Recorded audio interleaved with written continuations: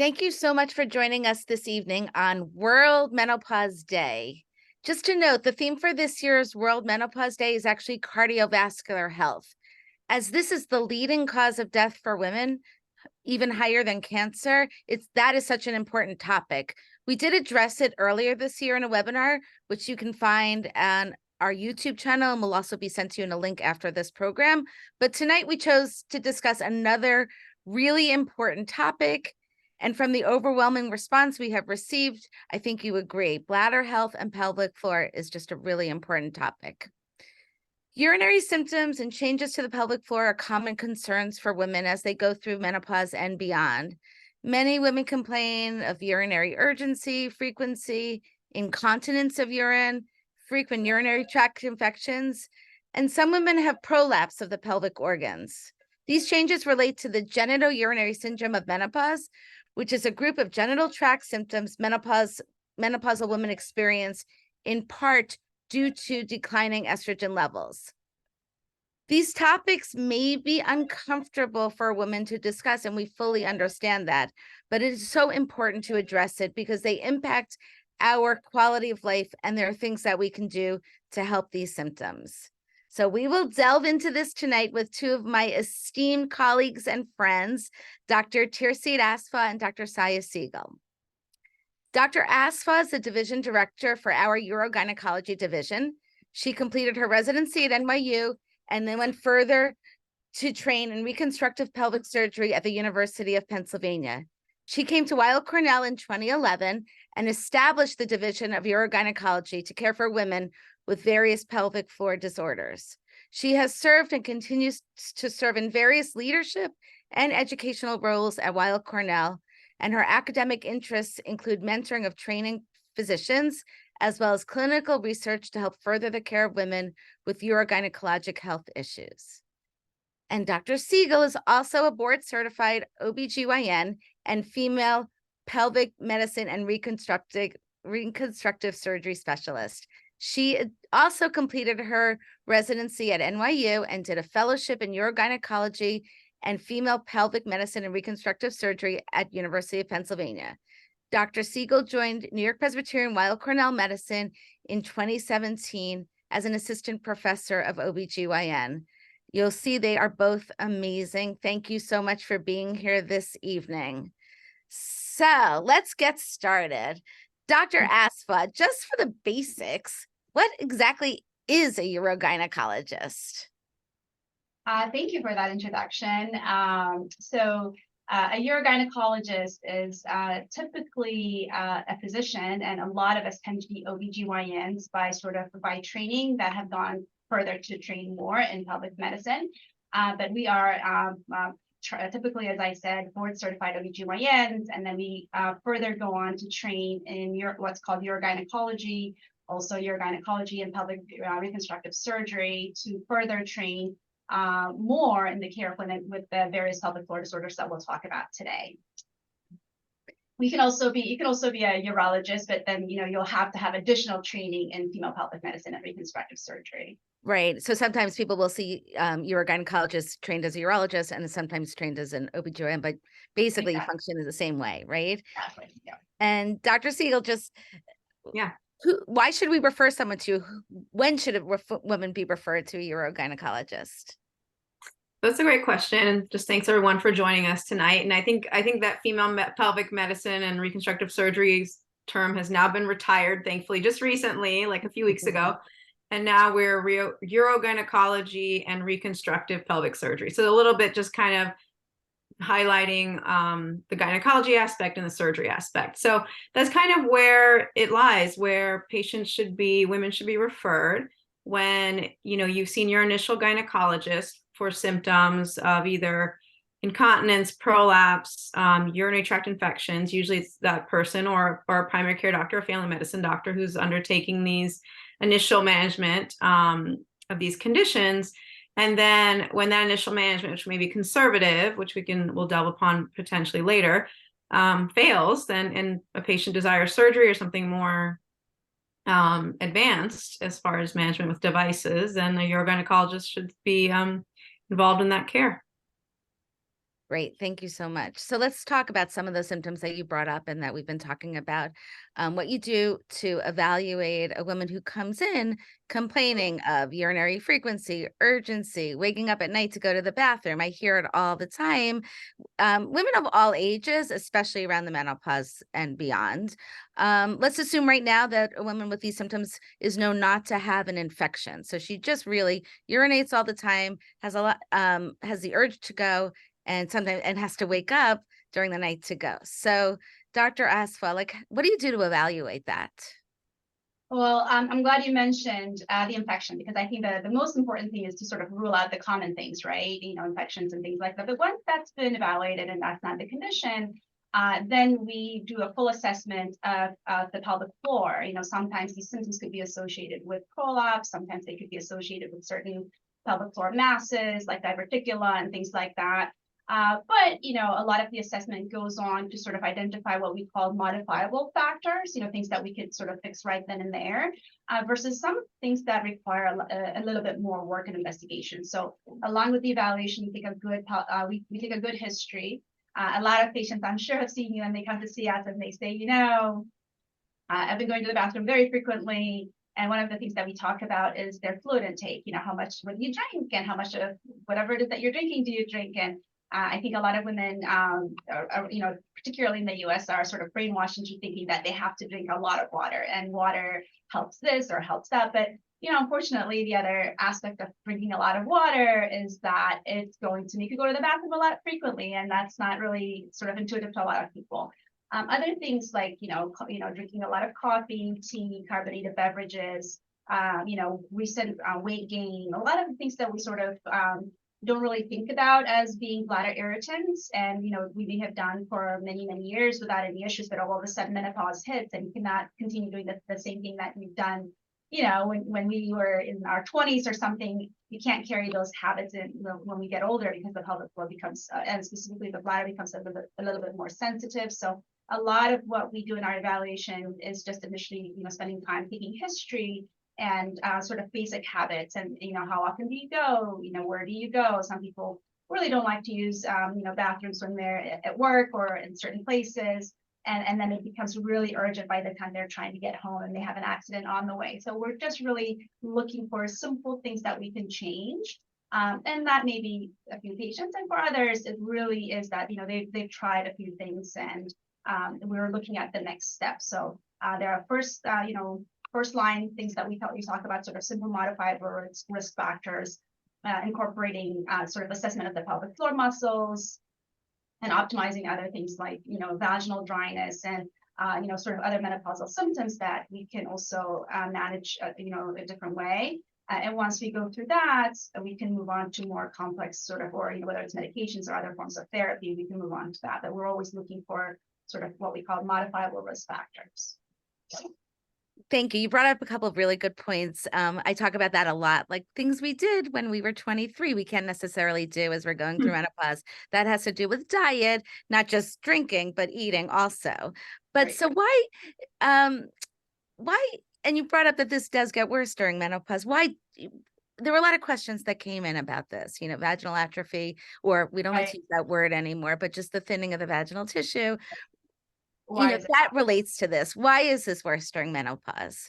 Well, we don't fully understand why certain bladder symptoms get worse, but we think it's cumulative of all the things that we as women go through in our lifetime, right? We know that we have estrogen receptors, for example, in our bladder, in our urethra, and the various pelvic floor organs. And with menopause comes, unfortunately, declining estrogen levels. So when we have that decline in estrogen levels, the bladder may be overactive and may be sensitive and may be prone to certain infections, because also the change in the makeup of the good and bad bacteria in the vagina. I think that we'll talk about that in a little bit, but there's also weakness of the pelvic floor muscles, right? With any age becomes sort of our muscles become weaker, not just everywhere else in our body. Just like I talk to when I talk to patients, I'm like, just when we get older, it's like our lips thin out, or like certain muscles in our face or our arms or anywhere will become thinner. They will do so in the vagina as well. The vagina is made of muscles. It's essentially an organ that's composed of muscles and other connective tissue.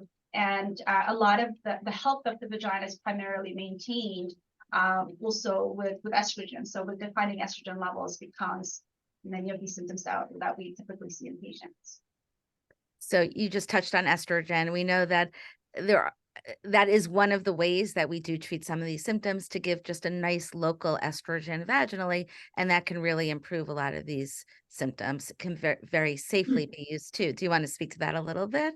Yeah, I feel like, estrogen is like the second, we mentioned hormones, because I feel like hormones unfortunately have gotten a bad rap. I'm not quite sure why.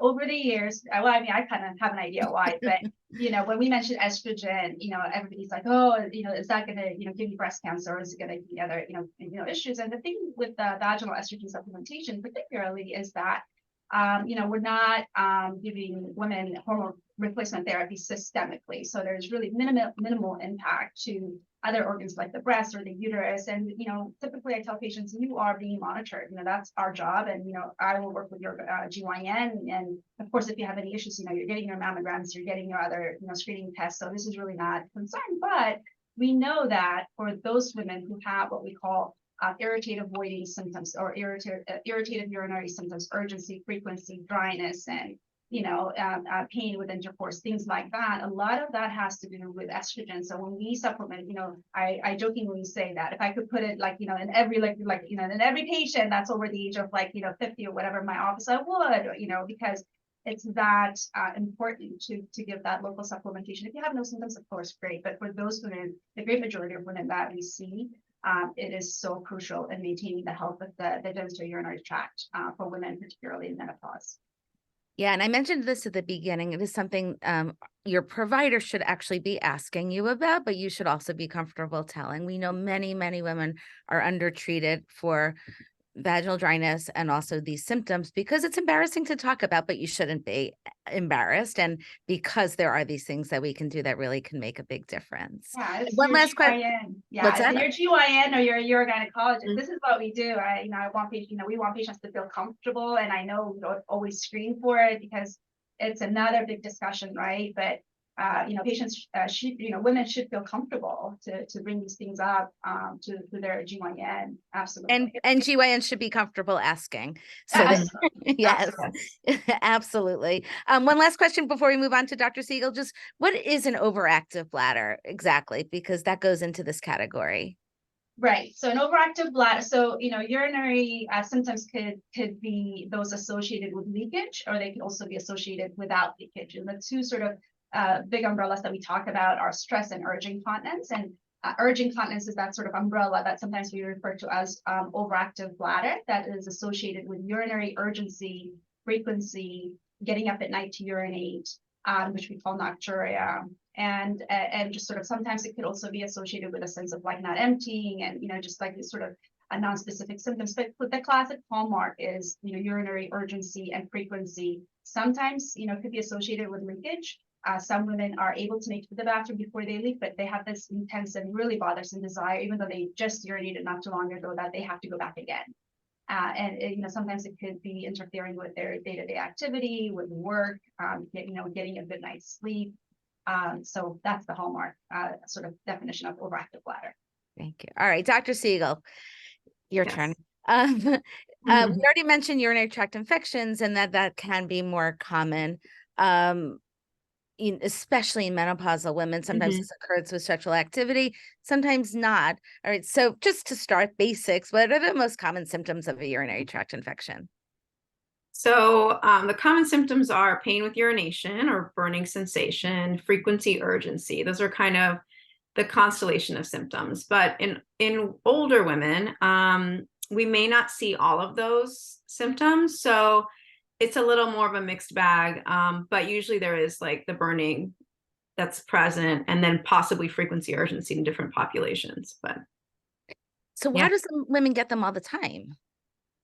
So that, I tell my patients a lot, it is a little bit of being unlucky, and there's a genetic predisposition. So if we talk about the lump sum of patients and women, about 40% of women will get a UTI. It's a good number, almost as, as prevalent as incontinence. It's a really common reason for women to call the doctor's office, any doctors, primary care. We talked about GYN, urogyn. for symptoms of a urinary tract infection. Again, some women are more predisposed. So if your mother had urinary tract infections, or perhaps someone on your father's side had urinary tract infections, you most likely could get urinary tract infections. And the interesting thing is you may not see them initially, and some may just surface during the menopausal transition or perimenopause. So there's a multifactorial component, like a lot of the conditions we treat, incontinence, prolapse, all multifactorial. Same with urinary tract infections. How do we prevent them? That's a good question. So going back to who needs prevention, let's start there. So first of all, I just wanted to mention before we move on, like the constellation of symptoms that we were discussing that replaces the word menopause, which you're an expert in, genitourinary syndrome of menopause, replaces the word atrophy. That does include patients who do get urinary tract infections, and that also is another indication for treatment with local estrogen. But who needs prevention are patients who fall into a category of recurrent urinary tract infections. So recurrent urinary tract infections are about 20% of women. They have 2 UTIs in the span of 6 months, so it's not a lot to get that criteria, or 3 within the course of 12 months or a year. So those women require some prophylaxis, and I guess at some point we'll get into what those things are. Yeah, great. So, I mean, you can talk about that now if you want to talk about So how to treat them and how to prevent them. Absolutely. So for prevention, let's stick with that. So prevention, there's antibiotic prevention, which can be either after intercourse. Some patients can take a pill within an hour after intercourse, do that for about 3 to 6 months, and that can do, or even longer, and that can eradicate most infections if they're associated with intercourse. Some women can use a daily antibiotic to prevent urinary tract infections, and that if that's needed above and beyond just taking it after intercourse. There's also urinary antiseptics that can be used twice daily. There's no antibiotic resistance profile that can be, retrieved from a urinary antiseptic like Hiprex. And that is very low risk profile. Some side effects, and it's taken twice a day.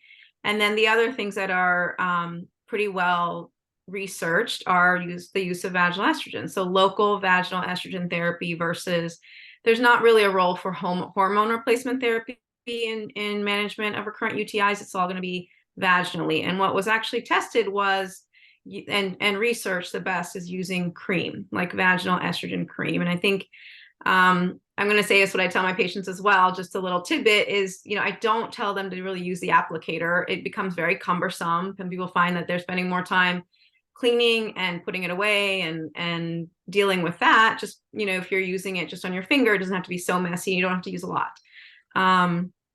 So those are the more like tested, tried and true methods for prevention. And then we talk about the ones that are a little less robust evidence are the use of high potency cranberry tablets, and then things like D-mannose would be even less tested, and probiotics. But there's no harm in those. And I recommend cranberry tablets a lot to patients, especially the premenopausal patients with recurrent UTIs who have done quite well with, postcoital prophylaxis or antibiotics, and now we're switching to something else.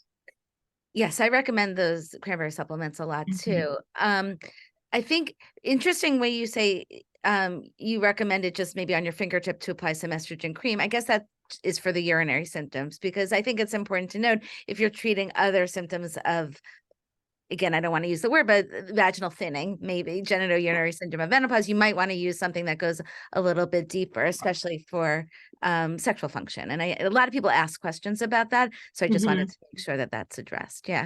Yeah. So I have a question that came in, and also we see it sometimes. So sometimes we have bacteria in the urine with no symptoms. And sometimes we have symptoms with no bacteria. Do you want to just address those a little bit? Yeah. Sure. Not to get too granular, that would be a different kind of talk, but there is like a threshold of bacteria that we look for sometimes, and it's different by different societies, and it's different by different countries, which is interesting.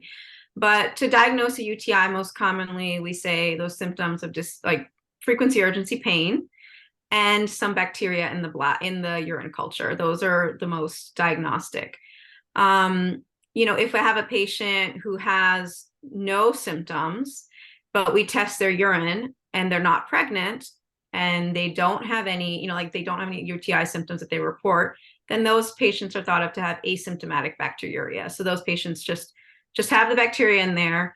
It may be living in there. There's some potential biofilm development. We don't know how to test that. So the best thing to call it is asymptomatic bacteria. Like there's bacteria there, you're not symptomatic. Those patients don't need to be treated with antibiotics because that can lead to resistance. We want to really hold off on that. I mean, if there's even if there's a mild infection, our societies recommend like hydration, oral hydration, the use of ibuprofen. It's works quite well. And you don't need an antibiotic to eradicate every single infection. So that's kind of what we. Yeah, I think that's for people to understand, but I think it's really important because antibiotic resistance can be a very serious problem. And so we treat when we have an infection, but not just when we have bacteria. Yeah, and it becomes a little cumbersome. The one last point, just we do like patients to come in and give urine cultures for that purpose when they feel symptoms, because it could be confused otherwise for painful bladder syndrome or overactive bladder. Absolutely. And it's sometimes a pain in the neck to come in and leave a sample, but it's so helpful for sure. Mm-hmm. Okay, Dr. Asfaw, another hot topic that lots of questions have come in, and I know it's an issue for a lot of women, and that's incontinence. We know there are different types of incontinence. There's the urge incontinence where you have to go and can't hold it, and then stress incontinence when you're coughing, sneezing, jumping, dancing, can't hold it, and then there's a little bit of mixed incontinence, right? So do you want to just talk about the different types and maybe who's at risk for this? Yeah. Sure. So both the stress and urge incontinence are very, very common. I think again amongst the many things that women sort of don't talk about, and we know as well sort of to kind of discuss that there are a few different types of incontinence, but the two most common ones are stress and urge incontinence, like you said. Stress incontinence is sort of like you mentioned. It's sort of I tell patients that there are two things to take into consideration when you're thinking of incontinence. One is how well can a bladder store the urine, okay? And then the second one is how well does the outlet keep the bladder closed, okay? So stress incontinence is not mental stress, it's physical stress, coughing, laughing, jumping, any kind of exercise that happens. And a lot of that happens because the outlet where the urine comes out from the bladder to the outside, the support that keeps that outlet closed is weakened. And that happens a lot to women. And there are sort of many different risk factors for that. So, age is definitely a risk factor. Menopause is a risk factor because we talked about with menopause comes the weakening of, all these pelvic floor muscles. But of course, the biggest one that we see all the time is pregnancy, particularly with vaginal delivery. And I know we're all, that it's a beautiful thing and, quick recovery compared to a C-section. But unfortunately, the problem with that is like then that's sort of like down the line is where you see the problem with like the trauma that happens to pelvic floor. Now the vagina is kind of like very it's a small muscular structure. It has to stretch to accommodate the baby, and then as the baby's coming out, especially these days we're all having bigger and bigger babies, there's a lot of trauma that happens. It's not the laceration repair that you had, that's really superficial. It's really on the inside that you can't see the muscles that normally keep the bladder outlet closed. So when there's weakness in that, every time you cough and sneeze, there's really nothing to keep the outlet closed. So the urine kind of squirts out. That's stress incontinence. And then there's urge incontinence or overactive bladder with leakage, which is, you get the, it's a storage problem. It's not necessarily the outlet, but it's really a storage problem where, the bladder gets to a certain point in capacity. You're sitting there, you're drinking, whatever, coffee, whatever you're in your meeting, and then all of a sudden you gotta go. And normally your bladder should allow you a decent amount of time for you to get to the restroom so you can, take your pants, off, whatever, and pee. For a lot of women, they are unable to make it to the restroom. The classic syndrome, symptom that we hear is the key in the door. I'm coming home, I'm trying to put my keys in the front door, and I just can't open my door fast enough and make it to the restroom.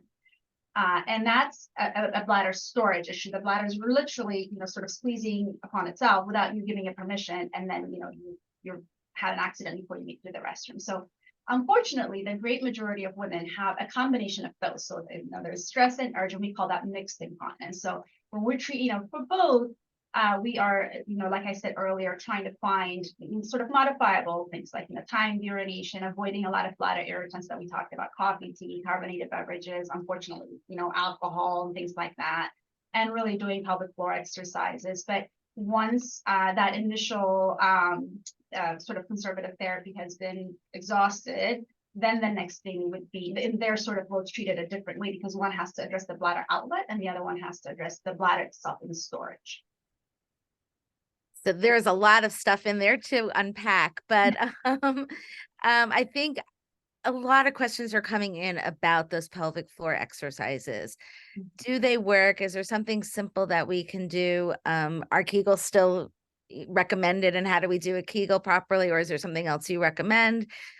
Just some basic information about pelvic floor exercises, if you can. Yeah, no, absolutely. I think pelvic floor exercises are actually helpful for some women, and we definitely employ them as a sort of as part of our first line conservative management of all these urinary incontinence issues. The problem is not all women know how to do them correctly. It has to be, when I ask some patients to squeeze, when they're on the exam table, I really have to help them isolate those muscles. Some are squeezing their legs, others are squeezing their buttocks or tightening their belly muscles, and you really need to identify the muscles that you're supposed to work on, isolate them. And then it's like every other exercise. Unfortunately, they're very thin muscles. That takes a lot to build up to actually have some impact or some effect in helping you. But then when you stop, it just kind of, the downhill is back to basic is sort of pretty quick. And this is where, we work very closely with numerous pelvic floor physical therapists in the New York City area. So initially, not everyone needs to go to PT, but we try to teach patients on how to do these on their own. But if we feel like that they're struggling, they're not really quite isolating the muscles that they need to exercise, then definitely those patients we refer to pelvic floor physical therapy. Now, is that going to fix everything? Probably not, but there are significant improvements that could be made. Maybe you may not be completely dry, but it can get you significantly better so that you don't need other additional therapy. But it's part of our first line armament. Sure. And so pelvic floor physical therapy, they actually help you isolate those muscles. Yes. Yeah. I mean, that's the goal. And that's that's the goal. Yeah. Yeah. And it's available. I mean, someone asked this question. I think it's a reasonable one. Are there people in the city that do this who actually take insurance? That's a great question. And unfortunately, that's, amongst the many struggles of being in a big city where a lot of places don't take insurance. There are a couple of places that take insurance. And unfortunately, of course, like any health practitioner that takes insurance in the city, that it takes such a long time to see those people because, everybody's like on a wait list to get in. But we do absolutely. We will teach you. It doesn't mean that you're gonna. We will teach everyone how to do these exercises at least on their own. And for those that absolutely need to get in, we try to facilitate. But yes, that's definitely a big problem. And so then if these lifestyle modifications and then the exercises don't work, then you'll talk to patients about surgical options. Well, yeah, or medical options. So, we try, like talking about stress incontinence, which again is the leakage of urine with coughing, laughing, sneezing, all those exercises and things like that. Once we sort of exhaust, if we've tried pelvic floor exercises, they didn't help. There's a device that we fit patients in the office called the pessary. That is there's a specific one designed for urinary incontinence. We offer patients that it has some side effects and some patients don't like it. Like it can have, you can have discharge, odor, infections, every once in a while that we can manage. But we try that, which is also a non-surgical option. If that doesn't work, then stress incontinence is primarily treated either with a bulking agent, which is sort of a very common agent that we use actually for face fillers and things like that we inject into the urine. We try to kind of help close it a little bit so that patients can have improvement in their from their leakage. Or there's there are definitely surgeries that we do that are sort of urethral incontinence procedures that are actually surgical and require time for recovery and things like that. But definitely that's treated surgically. Now for overactive bladder or urge incontinence, if the conservative measures don't work, we can try with medications. There are definitely a few medications that are fairly well tolerated. And again, we jump onto the usual insurance issue as to like what we can give patients, which largely is dictated by whatever is in your formulary and what's covered in your plan. We try things like that, but we also have, bladder Botox injection, which works just locally within the bladder. That's fairly well tolerated and gives people a lot of relief. We have other things like neuromodulation and, other things that we can offer patients, but they're sort of just treated once we kind of go through the initial conservative sort of, therapy options. They diverge in how we manage stress and urge incontinence. And we have to do probably special bladder testing to make sure that you're a good candidate for, surgery or Botox and things like that. Yeah. And just, we talked already a lot about vaginal estrogen. What is the role of vaginal estrogen for this? Unfortunately, vaginal estrogen does not necessarily help with stress urinary incontinence. Actually, there was a study that was, I believe, from Europe quite a few years back, where they actually tried that for stress urinary incontinence, and they saw worsening of urinary incontinence, which we did not really understand why. But we don't really, it's not the mainstay of treatment for stress urinary incontinence, although a lot of women have associated symptoms along with the leakage, which we use it for.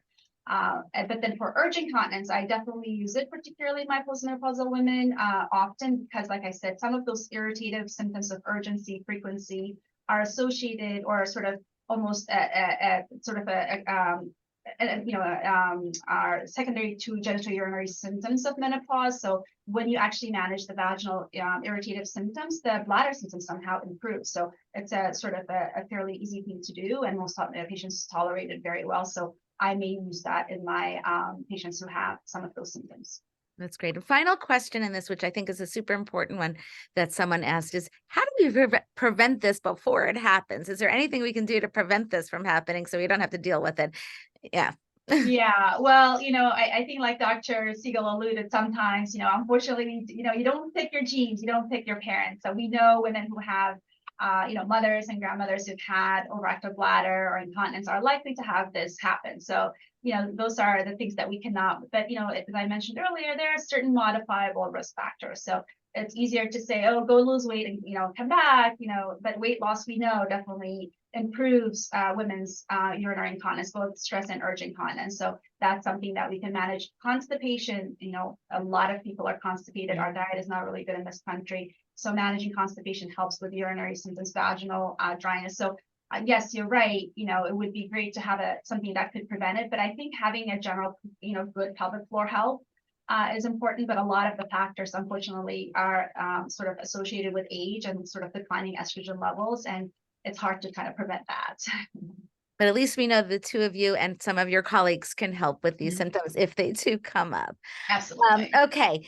Dr. Segal, a couple more questions. There are, sometimes women after they give birth notice that they're having worsening urinary symptoms. Actually, we know it happens during pregnancy, but you think it'll get better once you deliver your baby. And now at postpartum, there are some changes that happen. What happens? And is that an indicator of what's going to happen later in life? It is, actually, it is. So unfortunately, there is some percentage of women who leak during pregnancy who will potentially have leakage again if it goes away at menopause. Not a huge proportion, but it can happen. Those changes that happen postpartum are also somewhat hormonally dictated, and the changes in the pelvic floor by like the same that kind of mimic a drop in hormones and compounded on with breastfeeding and the lack of a menstrual cycle with breastfeeding amenorrhea can that basically is a fancy word for just saying you're not having a period and you're kind of in a semi-menopausal but reversible state when you're breastfeeding. So just like we don't fully understand the role of hormones in incontinence and pelvic floor disorders, besides the fact that there's some receptors there's thinning, there's weakening of muscles, we don't understand as much in postpartum as well. But it's a similar mechanism from what we can gather. And again, same symptoms can arise: urgency, frequency, leakage, and then it takes some time to fully recover. There's vaginal remodeling that we know can happen even with prolapse that can look a little worse right after, or a vaginal bulge that can look a little worse right after delivery. That over a year of vaginal remodeling from the childbirth, just like it takes about 9 to 10 months to grow a baby, it takes that much time to rebound, and also the vagina is doing some remodeling during that time as well. So if patients have these symptoms, another step just beyond, it's not really advisable to undergo surgery in the first year or anything very aggressive because of this remodeling. So, yeah. And so you did say it can be an indicator of later life, huh? Yes, it is. It can. Yes. And there's a genetic predisposition. So just, I think we didn't cover that part, but there's studies between twins who some had twin females, identical twin females, who one said didn't have children, one did, and at menopause they kind of both had a propensity to urinary incontinence. So it is, again, the prevention aspect we can't always Yeah, prevent that's well, but interesting. again, multifactorial. Sure, we can't pick our genes. Someone asked, if you haven't had children, are you going to have these problems? That came in through the questions, and it's more likely if you've had vaginal births, but the genes do play a role for sure. Another question that comes up frequently is what women can expect post-hysterectomy regarding their bladder. Because, women planning for elective hysterectomies for one reason or another are worried about what the sequelae will be afterwards. Do you have a comment about that and how you address that? Yeah. I do. So if the hysterectomy is for fibroids and there's a great amount of pressure that can be worsening incontinence or urgency, frequency, or other bladder symptoms, potentially they could improve after hysterectomy. If we're talking about a hysterectomy plus an oophorectomy, then you're going into a surgical menopause. Oophorectomy means removing the ovaries. It's a little different scenario then, and those effects may not be seen later, but you may experience things like hot flashes and things sooner. But again, hysterectomy in and of itself, because there's different indications for a hysterectomy, is not really there's no one-to-one relationship between the development of pelvic floor disorders, unfortunately, that we know of. I think that's reassuring, because I think that is a concern for a lot of women who are planning to have that surgery. I think the biggest thing is that if there's undiagnosed pelvic floor disorders prior to hysterectomy, then you've already had it, and now maybe it looks a little worse because you had the hysterectomy and it wasn't done with a reconstructive surgery like a urogynecologist would do, and then that's a different scenario. Yeah, it's a good point. I'm going to ask you to give us some. I think we got through a lot of the questions. I'm going to ask you both to give us a take-home message or two, so think about that. But I just want to also just reiterate, because a lot of questions have come in. We do think the safety profile for using vaginal estrogen is so good. And while most of the things we've discussed, maybe not stress incontinence, but most of the things we discussed will improve likely with some vaginal estrogen if you're menopausal and having either exam symptoms of thinning or symptomatic symptoms of genitourinary syndrome of menopause. That estrogen vaginally, locally benefits likely will outweigh the risks. There's no need to take progesterone when you take vaginal estrogen, and it can help both bladder and sexual function. And of course, you shouldn't have any bleeding. That would be important, but we don't expect that it causes any harm to the uterus. So that's just something to know. And, just to we talked about it a lot, and just to summarize. So I'll start. I don't know who wants to go first with the take home message for this.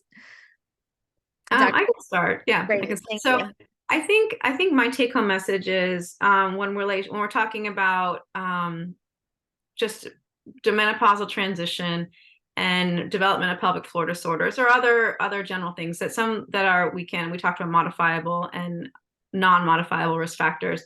I think overall we don't know the interplay between just general fitness, that's very important for your cardiovascular health anyway.